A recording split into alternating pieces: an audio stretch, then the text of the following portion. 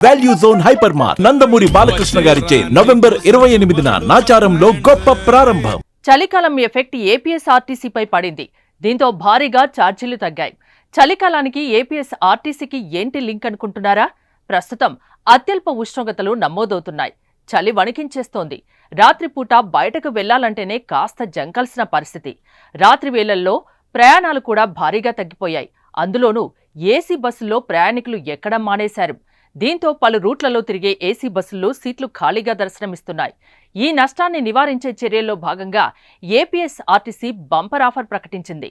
నెల రోజుల పాటు ఏసీ బస్సుల్లో ఛార్జీలను 10 నుంచి 20% తగ్గించాలని ఆర్టీసీ నిర్ణయించింది.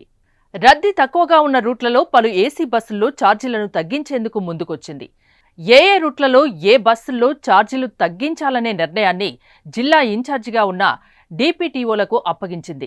దీంతో రాష్ట్ర వ్యాప్తంగా పలు రూట్లలో తిరిగే ఏసీ బస్సుల్లో ఛార్జీలను తగ్గిస్తూ ఆయా జిల్లాల డీపీటీఓలు ఆదేశాలు జారీ చేస్తున్నారు.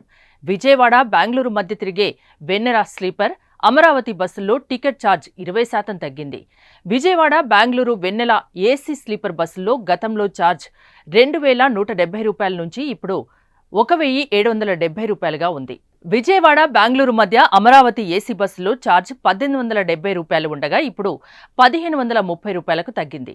అలాగే విజయవాడ, విశాఖపట్నం మధ్య నడిచే అన్ని అమరావతి ఏసీ బస్సుల్లో ఛార్జ్ 10% తగ్గించారు. అలాగే విజయవాడ, హైదరాబాద్ మధ్య తిరిగే డాల్ఫిన్ క్రూయిజ్ అమరావతి బస్సులో టికెట్ ఛార్జ్ 10% తగ్గించారు. అయితే ఇక్కడ ప్రయాణికులు గమనించవలసిన విషయం ఏంటంటే, ఆదివారం నాడు హైదరాబాద్కు, శుక్రవారం నాడు విజయవాడకు వెళ్లే రూట్లో ఛార్జ్ తగ్గింపు వర్తించదు.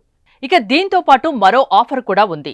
రాను పోను టికెట్లు ఒకేసారి రిజర్వ్ చేసుకున్న వారికి ఛార్జీలో 10% రాయితీ వర్తింపజేయనున్నట్లు ఆర్టీసీ తెలిపింది. తగ్గించిన ఛార్జీలు డిసెంబర్ 1 నుంచి 31 వరకు అమల్లో ఉండనున్నాయి. ఛార్జీలు తగ్గాక కూడా బస్సుల్లో ప్రయాణికుల సంఖ్య తక్కువగా ఉంటే ఛార్జీపై తగ్గింపు ఇచ్చే గడువును మరికొద్ది రోజులు పెంచే అవకాశం ఉన్నట్లు అధికారులు తెలిపారు. అయితే ఈ తగ్గింపు ఛార్జీలు సంక్రాంతి వరకు అమలు చేస్తే ఉపయోగం ఉంటుందని అభిప్రాయం వ్యక్తమవుతుంది. మరి మీరేమంటారు? కామెంట్ చేయండి.